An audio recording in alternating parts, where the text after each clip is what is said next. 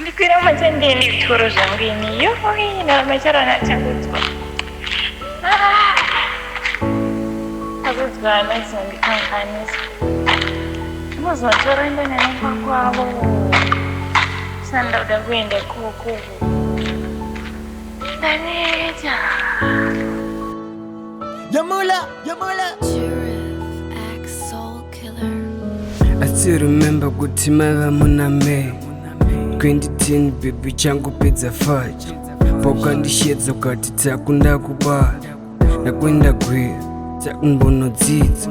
kusedzeri pamatama chitu sansi ndinodzoka please takusanjikira waindida ndaikuda tikavimbisana tichazova tisi but dzangova history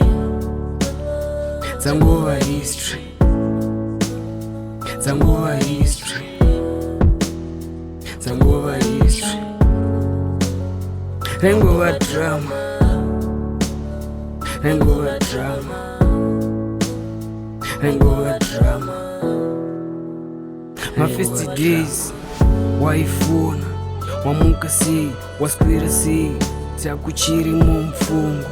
chandinokumbira ngondinamatira pandinodzoka very soon nobva wantura nemumwe wangu ndaitoti tinochata nekufamba kunguva ndakazonzwa nemakuhwa wakawanikwa wakawanikwa dzangova history dzangova history dzangova history dzangova history rengova drama rengova drama rengova drama rengova drama dzangova history dzangova history dzangova history dzangova history rengova drama